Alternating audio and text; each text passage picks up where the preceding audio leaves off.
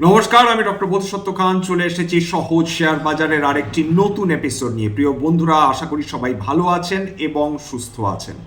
আজকে 6 জানুয়ারি মার্কেট যে তিমিরে ছিল সেই তিমিরেই রয়েছে, অর্থাৎ যেখানে বিশ্ব বাজার বিগত দুদিন ধরে তুমুল র্যালি করে যাচ্ছে। কি নিক্কেই বলুন, কি কসপি বলুন, কি হ্যাংসেং বলুন, কি তাইওয়ান বলুন, এই সমস্ত এমনকি আজকের দিনের সাংঘাই অবধি র্যালি করেছে। অর্থাৎ সমগ্র এশীয় বাজারগুলো, যে মূল যে এশীয় বাজারগুলো, সেগুলোতে দুর্দান্ত র্যালি। বিগতকাল আপনারা খেয়াল করে দেখেছেন যে আমেরিকান মার্কেটগুলো পজিটিভ র্যালি করেছে। অবশ্য করবে নাই বা কেন, যেখানে ভেনেজুয়েলার মতন একটি দেশ, যেখানে প্রায় বলা হচ্ছে প্রায় 13 ট্রিলিয়ন ডলারের তেল মজুদ রয়েছে। 13 ট্রিলিয়ন ডলার, অকল্পনীয় পরিমাণ তেল।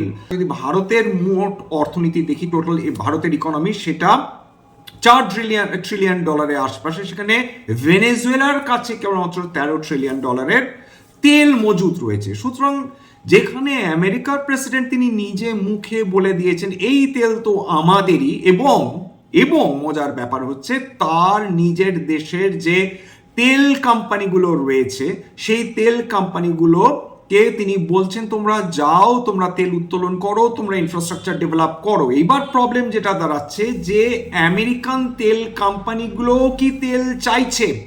উত্তর হচ্ছে তারা ভেনেজুয়েলাতে গিয়ে টাকা বিনিয়োগ করতে চাইছে না। ঠিক শুনেছেন, তাদের বক্তব্য খুব ক্লিয়ার যে ভেনেজুয়েলাতে এর আগে যখন তারা তেল উত্তোলন করতে গেছে, তারা নানাভাবে আঘাতের শিকার হয়েছে। অর্থাৎ ভেনেজুয়েলার একটি অংশ, তারা আমেরিকা যতই অত্যাচার করুক না কেন, এই চোরাগোপ্তা আক্রমণগুলো আমেরিকান তেল কোম্পানিগুলোর উপর ক্রমাগত চলছে। তার ফলে তারা একেবারে গররাজি হয়ে বসে রয়েছে। তেল কার চাই, অর্থ কার চাই, সেটা একমাত্র আমেরিকান প্রেসিডেন্টের চাই, এবং তিনি বাধ্য করছেন আমেরিকান তেল কোম্পানিগুলোকে যে তোমরা যাও, তেল উত্তোলন করো, আমাকে টাকা দাও। যে ডি ডলারাইজেশন যে এফেক্ট, ব্রিক্স যে নেশনসগুলো রয়েছে, দেশগুলো রয়েছে, তারা বিগত কয়েক বছর ধরে চেষ্টা চালাচ্ছে।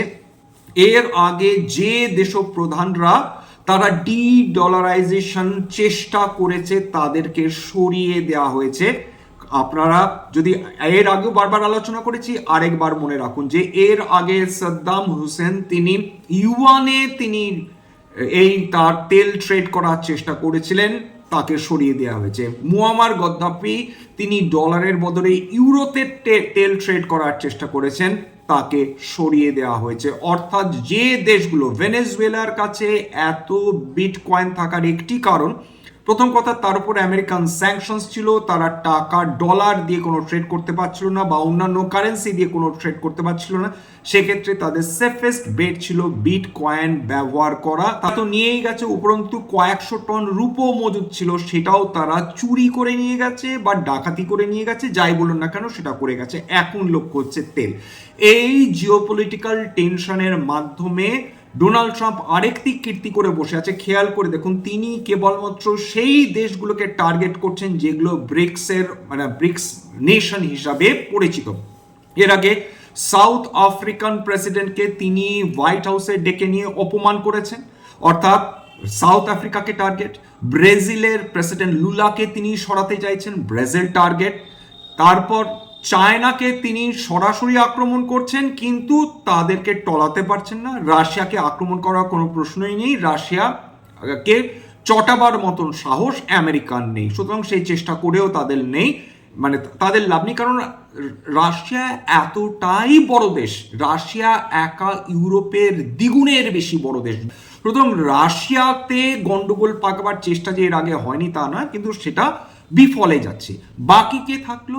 বাকি থাকলো ভারতবর্ষ। ভারতবর্ষ চিরকালই বিদেশি পশ্চিমা দেশগুলো সফট টার্গেট। এর আগে মধ্যপ্রাচ্য বিভিন্ন দেশগুলোকে ভয়ে দেখিয়ে বা তাদের লুণ্ঠন করে আমেরিকা তাদেরকে বাধ্য করেছে, অর্থাৎ তাদের শাসকদের বাধ্য করেছে আমেরিকার কথা শুনতে। যদিও মধ্যপ্রাচ্যের জনগণ তীব্র বিরোধিতা করেও সেক্ষেত্রে কিছু করে উঠতে পারেনি। ইরান এখন লক্ষ্য। ইরানে শাসক ভালো কি লোক খারাপ সেটা প্রশ্ন নয়, ভেনেজুয়েলার যিনি ম্যাডুরো তিনি ভালো কি খারাপ সেটা প্রশ্ন হচ্ছে যে তাদের পরিচিতি কিন্তু বিশ্বে সেই দেশের নেতা হিসেবে বা রিপ্রেজেন্টেটিভ একজন একজন নেতৃত্ব হিসাবে সে তাদেরকে সরাসরি সরিয়ে দেওয়াটাও যদি আমি ধরে নিই যে তারা জনগণের জন্য ভালো করছে, সেক্ষেত্রে রূপো এবং বিটকয়েন লুণ্ঠন কেন তার করলেন তাদের কাছে কোনো সদুত্তর নেই বা তারা দেওয়ার কোনো ধরনের প্রয়োজনই বোধ করছেন না। ভারতবর্ষ সফট টার্গেট, কারণ ভারতবর্ষের সঙ্গে রাশিয়ার সখ্যতা রয়েছে, সাউথ আফ্রিকার সখ্যতা রয়েছে, ব্রাজিলের সখ্যতা রয়েছে, এবং ভারতবর্ষ এই ডলারাইজেশন এর একটি দেশ হিসাবে ইমার্জ করছে। যদি খেয়াল করে দেখেন যে ভারতবর্ষ তাদের বৈদেশিক যে মুদ্রা ভান্ডার রয়েছে সেটা ধীরে ধীরে তার মধ্যে ডলার কমিয়ে আনার প্রচেষ্টা করছে, তার বদলে তারা সোনার রিজার্ভ বাড়িয়ে চলছে। প্রায় সমস্ত দেশ যারা ব্রিক্সের অধীনস্থ তারা এই কাজটা করার চেষ্টা করছে। এবার মধ্যপ্রাচ্যে যে সমস্যাটা রয়েছে, যে মধ্যপ্রাচ্যে যদি শাসকদের শাসন করতে হয়, জনগণকে জব্দ করতে হয়, সেক্ষেত্রে আমেরিকার হাত ধরা ছাড়া তাদের এই মুহূর্তে কোনো উপায় নেই। যদি রাজত্ব চালাতে হয়, যদি রাজাকে টিকতে হয় এবং জনগণকে যদি কন্ট্রোলে রাখতে হয়, তাদের একমাত্র উপায় হচ্ছে আমেরিকার শক্তি, সেটাই তারা আপাতত বাধ্য হয়ে করে যাচ্ছে। ভারতবর্ষ 140 কোটির ওপর দেশ, এবং এর আগে ছোট ছোট দেশে আমেরিকা তারা রেজিম চেঞ্জ করার চেষ্টা করেছে, কারণ সেই দেশগুলো ছোট, সেই দেশগুলোতে গন্ডগোল পাকিয়ে রেজিম চেঞ্জ করা সম্ভব। কিন্তু ভারতবর্ষের মতন সুবিশাল দেশে এই ধরনের রেজিম চেঞ্জ করাটা ভীষণ ডিফিকাল্ট হয়ে যায়। সেটা আমেরিকা বহু বছর ধরে যে এটা প্রথমবার চেষ্টা করছে তা না, স্বাধীনতার পর থেকেই আমেরিকা সবসময় চেষ্টা করেছে কিভাবে রেজিম চেঞ্জ করা সম্ভব হয়। আপাতত যেটা দাঁড়াচ্ছে যে ভারতবর্ষের ওপর আমেরিকার একটি তীক্ষ্ণ নজর রয়েছে, এবং আমেরিকা ভারতবর্ষকে যেন তেন প্রকারে প্রেশারাইজ করার চেষ্টা করছে। এই United states Bharatvarsha trade agreement কবে হবে সেটা আমরা কেউ জানি না, আদেও হবে কিনা খুব কম সময়ের মধ্যে আমরা কেউ জানি না, মানে খুব কম সময়ের মধ্যে বলছি। এবং যেটা ব্যাপার দাঁড়াচ্ছে যে প্রতিনিয়ত ধুমকি দেয়া যে তোমাদের পণ্যের উপর ট্যারিফ বসিয়ে তোমাদের শেষ করে দেবো, যে সম্প্রতিকালে ডোনাল্ড ট্রাম্প করেছেন, এবং বিভিন্ন দেশের জননেতাদের অপমান করা, তার কিন্তু এখন লিটারালি তার কাছে জল ভাত হয়ে গেছে, অর্থাৎ তিনি কিচ্ছুটি পরোয়া করেন না। এশীয় শেয়ার বাজারগুলোতে কেন উত্থান হলো, খুব ক্লিয়ার কাট ব্যাপার। রাশিয়া যদি ইউক্রেন নিতে পারে, আমেরিকা যদি গ্রিনল্যান্ডকে টার্গেট করতে পারে, যদি ভেনেজুয়েলাকে টার্গেট করতে পারে, সেক্ষেত্রে চীনের মধ্যেও একটা উৎসাহ রয়েছে যে তারা তাইওয়ানকে টার্গেট করতে পারে বা দখলের চেষ্টা করতে পারে। অন্যদিকে জাপান, দক্ষিণ কোরিয়া মতন দেশগুলো তারা মনে করছে আমাদের সঙ্গে তো আমেরিকা রয়েছে।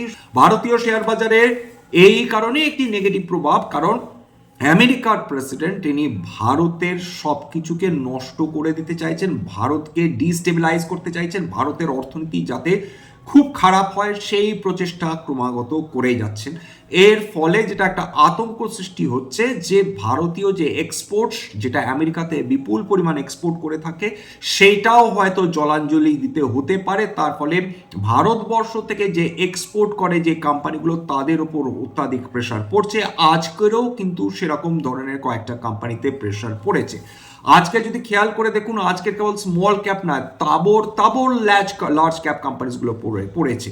রিলায়েন্স ইন্ডাস্ট্রিজে একদিনে 5% পতন, শেষ কবে পড়েছে এই এত বড় পতন আপনাদের মনে আছে কি? কিন্তু রিলায়েন্স ইন্ডাস্ট্রিজ প্রায় 5% একসময় পতন দেখেছিল, তার পেছনেও একটা অদ্ভুত ধরনের গল্প বা ন্যারেটিভ তৈরি করা হয়েছে। এটা জেনে বুঝে তৈরি করা হয়েছে রিলায়েন্স ইন্ডাস্ট্রিজের এগেনস্টে, নাকি না জেনে বুঝে করা হয়েছে আমরা কেউ জানি না। কেন রিলায়েন্স ইন্ডাস্ট্রিজের পতন? কারণ রিলায়েন্স একটা খবর কয়েকদিন আগে একটি সংবাদপত্র প্রকাশ করেছিল, তাদের বক্তব্য অনুযায়ী 3টে তেলে ভরা জাহাজ, জ্বালানি তেল ভরা রাশিয়ান জাহাজ, তারা রিলায়েন্স ইন্ডাস্ট্রিজের জামনগরে তেল পৌঁছে দিতে আসছিল। এই খবর রিলায়েন্স ইন্ডাস্ট্রি সরাসরি অস্বীকার করেছেন তাদের কর্তৃপক্ষ। তারা বলেছেন এই ধরনের ভ্রান্তিমূলক বা বিভ্রান্তিমূলক খবর ছড়ানো কখনো কোনো সংবাদপত্রের উচিত নয় বলে তারা বক্তব্য রেখেছেন। জায়ান্টস ইন্ডাস্ট্রিজের শেয়ারের পতন, তার পেছনে একটি কারণ রয়েছে, সেটা হচ্ছে আতঙ্ক। তার কারণ দুটো কোম্পানি, একটা হচ্ছে লুকয়েল আর একটা হচ্ছে রসনেফট, এই দুটো রাশিয়ার সবচেয়ে বড় অয়েল এবং গ্যাস এক্সপোর্ট কোম্পানি, তাদের ওপর স্যাংশন চাপিয়েছে আমেরিকা। এইবার নিয়ম হচ্ছে যে আমেরিকা যে কোম্পানিগুলোর ওপর স্যাংশন চাপায়, তাদের থেকে যদি অন্য কোনো দেশের কোনো কোম্পানি তারা কোনো পণ্য কেনে, তাহলে সেই কোম্পানিগুলোর ওপরও স্যাংশন চাপানো হয়ে থাকে। এই আতঙ্ক থেকে কিন্তু রিলায়েন্সের যারা বিনিয়োগকারী তারা কিন্তু শেয়ার বিক্রি করেছেন, 1 নম্বর। 2 নম্বর কারণ, রিলায়েন্স ইন্ডাস্ট্রিজ তার 52 সপ্তাহের উচ্চতায় ট্রেড করছিল। রিলায়েন্স ইন্ডাস্ট্রিজের এই দর পৌঁছে যাবার পর হয়তো বা কিছু ট্রেডার মনে করছিলেন বা কিছু বিনিয়োগকারী মনে করছিলেন বা সার্বিকভাবে বাজার মনে করছিল যে এই কোম্পানিতে কিছুটা কারেকশন হওয়ার প্রয়োজন রয়েছে বা প্রফিট বুকিং হওয়ার প্রয়োজন রয়েছে। সেটাও একটি কারণ হতে পারে রিলায়েন্স ইন্ডাস্ট্রিজের এহেন পতনের ক্ষেত্রে। কিন্তু কেন্স টেকনোলজির ক্ষেত্রে কি বলবেন? কেন্স টেকনোলজি তো আজকের একসময় 6.5% উপর পতন দেখেছিল, 52 সপ্তাহের নিম্ন স্তর ছুঁয়ে গেছে। অ্যাকাউন্টিং যে গিমিক বা অ্যাকাউন্টিং গন্ডগোল নিয়ে কেন্স টেকনোলজির শেয়ার 50% বেশি তার 52 সপ্তাহের উচ্চতা থেকে পতন অলরেডি হয়ে গেছে। এটা কোনো নতুন খবর নয়, কয়েক মাস আগেই খবর বেরিয়েছিল। তার জেরে কেন্স টেকনোলজি ক্রমাগত পতন দেখে যাচ্ছে বা কারেকশন চলছে। কিন্তু আজকের দিনে যে পতনটা দেখলো, তার পেছনে তো আলাদা করে নতুন কোনো খবর নেই। আর যেটা কোয়ালিফাইড ইনস্টিটিউশনাল প্লেসমেন্টের কথা বলা হচ্ছে, সেখানে এক ধরনের তথ্য উঠে আসছে যে তারা কিউআইপি অত্যন্ত হাই রেটে তারা কিউআইপি করেছে টাকা তোলার জন্য। এটাও একটা মারাত্মক রিজন কখনোই হতে পারে না। একটা কোম্পানি 6.5% তার স্টকের দর নিচে নেমে যাওয়ার হতে পারে হয়তো একটা ব্লক ডিল হয়েছে, আমরা হয়তো আরো পরে সন্ধ্যের দিকে সেই তথ্য পাবো। কিন্তু আপাতত একমাত্র যেটা কারণ হিসাবে আমরা দেখতে পাচ্ছি যে বিগত কয়েকদিন ধরে কেন্স টেকনোলজিতে মারাত্মক কোনো ভলিউম ছিল না। আজকে হঠাৎ করে দুর্দান্ত একটা ভলিউম যে স্পাইক আপ করলো, তার একটি কারণ হতে পারে হয়তো বা একটা ব্লক ডিল হলেও হতে পারে। আইটিসির ক্ষেত্রে নতুন করে কিছু বলার নেই। আইটিসি এই যে 1 ফেব্রুয়ারি থেকে সরকার ঘোষণা করেছেন যে অত্যন্ত হাই ট্যাক্স বা কর বা শুল্ক বসানো হবে বিভিন্ন সিগারেট কোম্পানিজগুলোর ওপর বা তামাক কোম্পানিজগুলোর ওপর, বা পান মশলা যাতে টোব্যাকো থাকে বা তামাকজাত প্রোডাক্টস থাকে, সেই থেকে কিন্তু আইটিসি বা গোডফ্রে ফিলিপসের মতন কোম্পানিতে ক্রমাগত পতন হয়ে চলেছে। আজকেরও কিন্তু আইটিসি একসময় 3% বেশি পতন দেখে ফেলেছিল, শেষ পর্যন্ত প্রায় 2% কাছাকাছি পতন নিয়ে বন্ধ হয়েছে। আজকে যদি খেয়াল করে দেখেন যে ভীষণ ইন্টারেস্টিং যে আজকের বহু কোম্পানি, নামি দামি কোম্পানির সেখানে বড় পতন এসেছে। ট্রেন্ড 8.5% বেশি পতন, অথচ ট্রেন্ড এক সময় নয়নের মনে ছিল, কয়েকশো গুণ ওয়েলথ ক্রিয়েট করে দিয়েছে বিনিয়োগকারীদের জন্য।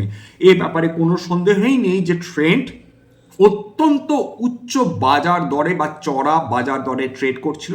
সুতরাং যে সাংঘাতিক কারেকশন বিগত কয়েক মাস ধরে ট্রেন্ডে এসছে, সেইটা কিন্তু আখেরে যারা দীর্ঘমেয়াদী বিনিয়োগকারী বা যাতে নতুন বিনিয়োগকারী তাদের জন্য ভালো সাব্যস্ত হলেও হতে পারে।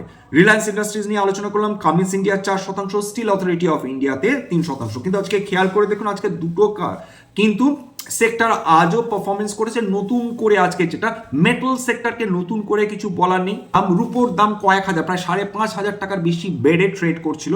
রুপো লাস্ট যেটা ট্রেড করছিল প্রায় মোটামুটি 3%-এর কাছাকাছি, প্রায় 5,780 টাকা বৃদ্ধি পেয়ে ট্রেড করছিল, 2,44,000 টাকা প্রতি কিলো। এটা এমসিএক্স স্পট রেটের কথা বলছি। এছাড়া সোনা 1,36,484 টাকা, প্রায় 700 টাকার কাছাকাছি উত্থান নিয়ে ট্রেড করছিল। ক্রুড অয়েল প্রায় 2%-এর কাছাকাছি উত্থান আজকের এসেছে। এবার কপার সর্বকালীন উচ্চতার কাছাকাছি চলে যাচ্ছে কপারের দাম। কপার এবং তার ফলে আজকে যদি খেয়াল করে দেখেন বিভিন্ন যে মেটাল স্টকস রয়েছে, তার মধ্যে হিন্দুস্তান জিঙ্ক যেটা সিলভার প্রডিউস করে এবং হিন্দুস্তান কপার যেটা কপার প্রডিউস করে ভারতে, আজকেরও উত্থান কিন্তু দেখে ফেলেছে। অর্থাৎ মেটাল স্টকসগুলোর মধ্যে সবকটা মেটাল স্টকস ডেফিনেটলি আজকে উত্থান দেখেনি, কিন্তু ডেফিনেটলি কয়েকটা যে উল্লেখযোগ্য স্টকস এবং ন্যাশনাল অ্যালুমিনিয়াম কোম্পানি অর্থাৎ ন্যালকোতে উত্থান এসছে। কেন ন্যালকোতে উত্থান এসছে? কারণ এই মুহূর্তে গোটা বিশ্বে কপারের পর যে মেটালটা সবচেয়ে বেশি ডিমান্ড রয়েছে সেটা কিন্তু অ্যালুমিনিয়াম। তার ফলে আজকে ন্যালকোতে দেখুন প্রায় 5.5% উত্থান এসেছে। হিন্দুস্তান কপার 2.29%, হিন্দুস্তান জিঙ্ক 2.31% উত্থান দেখেছে। হালকা কারেকশন এসেছে কিন্তু বিভিন্ন ধরনের স্টিল এবং স্টিল কোম্পানিজগুলোতে হালকা কারেকশন এসেছে, এটা বলা যেতে পারে। হিন্দালকো সেটাতেও 1.13% উত্থান এসছে, কারণ এটাও কিন্তু অ্যালুমিনিয়াম প্রডিউস করে। এইবার চলে আসি হচ্ছে আজকের হেলথ কেয়ার আজকে দুর্দান্ত পারফরমেন্স করেছে। নিফটি হেলথ কেয়ার প্রায় 1.85% উত্থান দেখেছে। এর মধ্যে অরবিন্দ ফার্মা প্রায় 2%, ডিভিস ল্যাব প্রায় 4.5%, ফর্টিস হেলথ কেয়ার প্রায় 3%, ইপকা ল্যাবস প্রায় 4%, লিউপিন ল্যাবস প্রায় 3%, ম্যানকাইন্ড ফার্মা 2%-এর ওপর, সান ফার্মা 1.81%, টরেন্ট ফার্মা 1.73% উত্থান নিয়ে ট্রেড করছিল। এবার যদি অয়েল অ্যান্ড গ্যাস দেখেন, অয়েল অ্যান্ড গ্যাস আজকে দারুণ পতন এসছে, 2.25% পতন এসছে।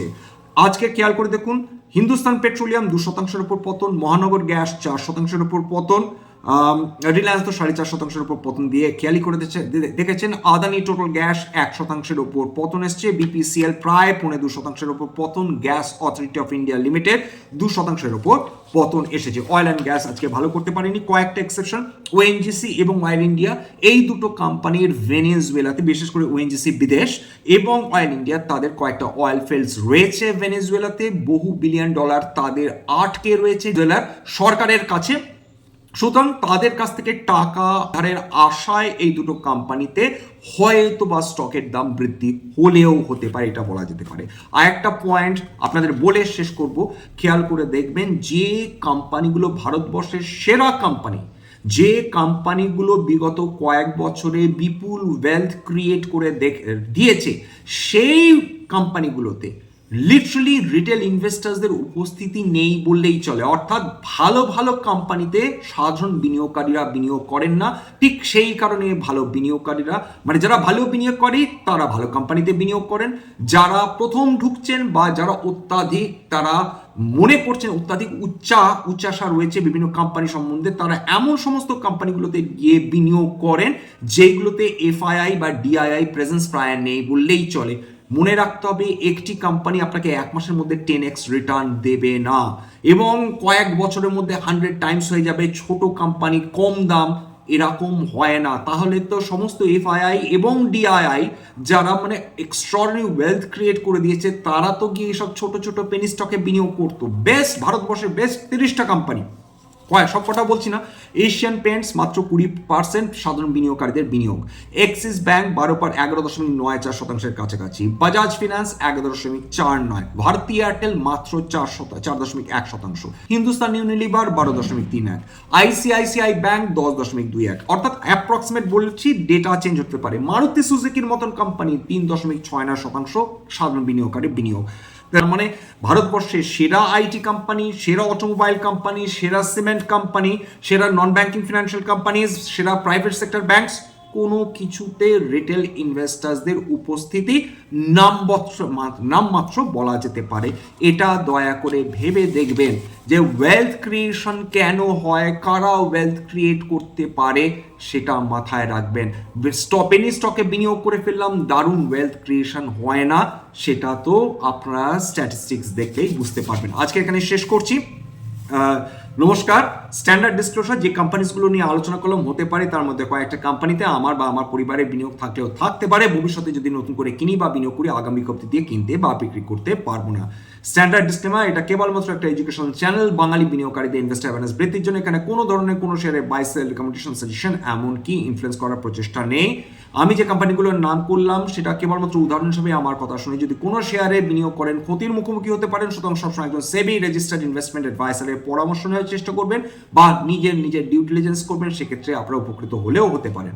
আর যদি সত্যি মনে হয় আমার বাঙালি ভাই বোনদের জীবনে একটুখানি ভ্যালু অ্যাড করতে পেরেছি, প্লিজ নিজের গ্রুপে শেয়ার করে দেবেন, যাতে বহু বাঙালি বিনিয়োগকারীর কাছে এই ধরনের এপিসোড পৌঁছে যায়। আজকের জন্য নমস্কার।